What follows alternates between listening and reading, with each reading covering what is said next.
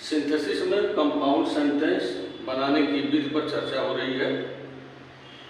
दो या दो से अधिक वाक्यों को जोड़कर कंपाउंड कैसे बनाया जाता है, इसकी चर्चा कंपाउंड सेंटेंस इस विधि में पॉइंट नंबर 1A में की गई थी।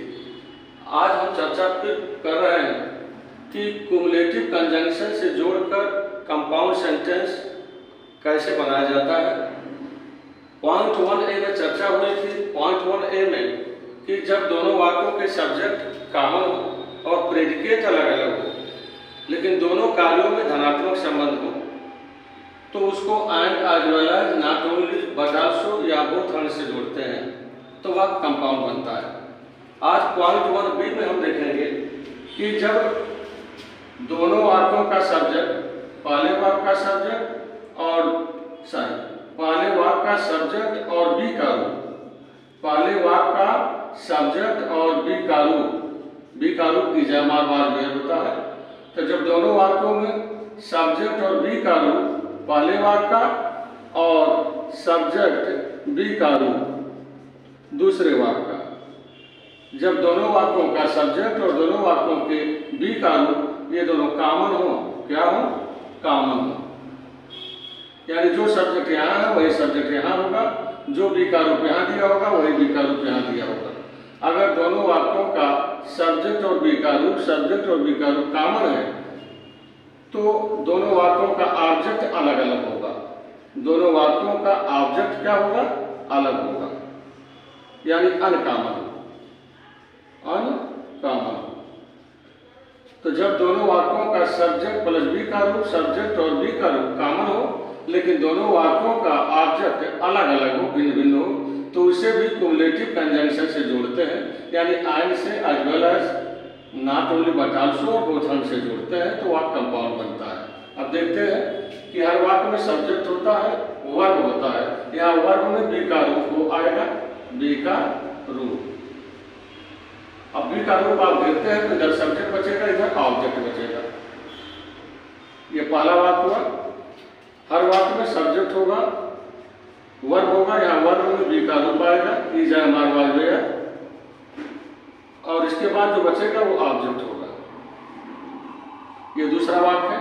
दोनों वाक्यों में चर्चा हो रही है, दोनों वाक्यों में ये सब्जेक्ट और बी का रूप, सब्जेक्ट और बी का रूप, ये दोनों कॉमन होना चाहिए। क्या होना चाहिए? कॉमन होना चाहिए। लेकिन दोनों वाक्यों का ऑब्जेक्ट अनकॉमन रहेगा। अनकॉमन यानी अलग अलग रहेंगे, अनकॉमन। तो ऐसे वाक्य को हम एंड से as well as, not only but also, both and से जोड़कर कंपाउंड बनाते हैं। देखिए कैसे बनेगा। कंपाउंड बनाते समय दोनों में कॉमन क्या है? दोनों का सब्जेक्ट कॉमन है, दोनों में बी का रूप कॉमन है, बी का रूप कॉमन है। तो सब्जेक्ट और बी का रूप, सब्जेक्ट और बी का रूप से सब्जेक्ट और बी का रूप कट जाएगा, सब्जेक्ट बी का रूप कट जाएगा, दोनों कॉमन होने के कारण। अब दोनों वाक्यों में बचा क्या? पहले वाक्य में ऑब्जेक्ट बचा है तो ऑब्जेक्ट को लिखेंगे, और इस वाक्य में, दूसरे वाक्य में ऑब्जेक्ट बचा है। क्या बचा है? ऑब्जेक्ट बचा है। तो क्युमुलेटिव कंजंक्शन क्या करता है? दो अनकॉमन चीजों को जोड़ता है। तो पहले वाक्य का सब्जेक्ट और दूसरे वाक्य का सब्जेक्ट अनकॉमन है तो इन्हीं दोनों को मिलाने का काम करता है। तो पहले ऑब्जेक्ट और दूसरे ऑब्जेक्ट के बीच में एंड लगा है। अब ये आपका एंड से जुड़कर कंपाउंड सेंटेंस हो गया। इस वाक्य को ऐसे भी जोड़ सकते हैं, या सब्जेक्ट बी का रूप, ऑब्जेक्ट पहले का, एंड के जगह पर एज वेल एज, फिर ऑब्जेक्ट दूसरे का। इसको इस तरह से भी जोड़ सकते हैं, सब्जेक्ट बी का रूप, पहले ऑब्जेक्ट के पहले, नॉट ओनली, फिर ऑब्जेक्ट पहला,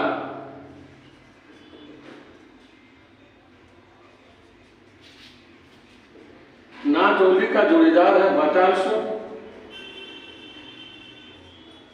तो इसके बाद दूसरे वाक्य का ऑब्जेक्ट, पहले ऑब्जेक्ट के पहले नॉट ओनली और दूसरे ऑब्जेक्ट के पहले बट आल्सो लगा देने से कंपाउंड बन जाएगा। इसको आप इस तरह से भी जोड़ सकते हैं, या सब्जेक्ट बी का रूप नॉट ओनली, पहले ऑब्जेक्ट के पहले यानी नॉट ओनली की जगह पर आप बोथ लगा सकते हैं। उसके बाद पहला ऑब्जेक्ट ना बोथ का जोड़ीदार एंड है, इसके साथ दूसरे वाक्य का ऑब्जेक्ट,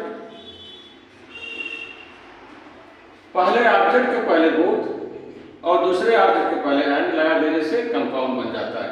तो इस तरीके से एक ही वाक्य चार तरह से जोड़ सकते हैं। आप उदाहरण देखिए, जैसे he is a fool, he is a knave, वह मूर्ख है, वह बदमाश है। अब दोनों वाक्यों में बी का रूप देख रहे हैं, इज और इज दोनों कॉमन है, सब्जेक्ट दोनों का कॉमन है, बी का रूप भी दोनों कॉमन है।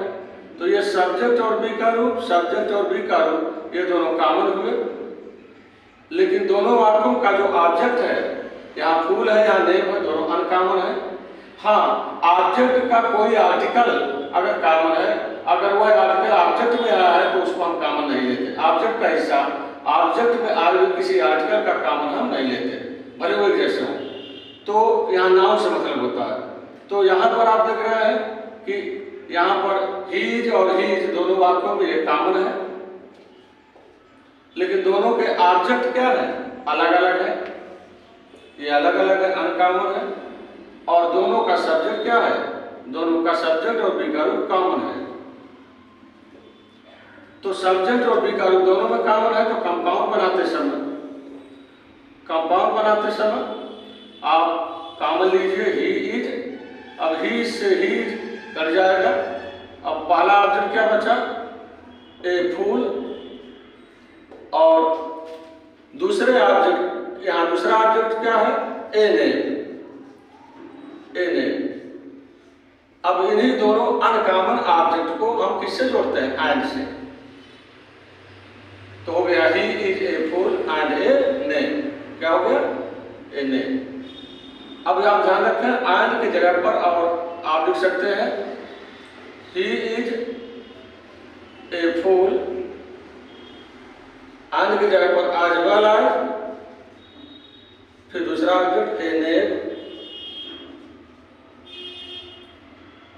इस वाक्य को ऐसे भी जोड़ सकते हैं, पहला ऑब्जेक्ट के पहले नॉट ओनली और दूसरे ऑब्जेक्ट के पहले बट आल्सो लगा सकते हैं। जैसे ही इज, पहला ऑब्जेक्ट के पहले नॉट ओनली, फिर पहला ऑब्जेक्ट ए फूल,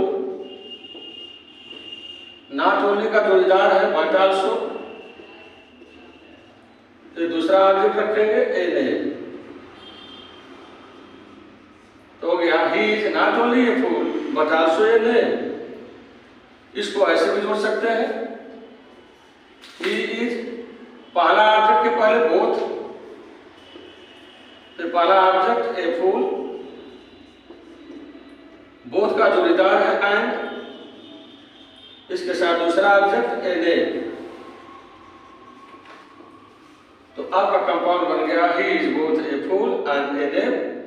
तो इस तरीके से एक ही वाक्य को आप चार तरह से जोड़ करके कंपाउंड बना सकते हैं। धन्यवाद।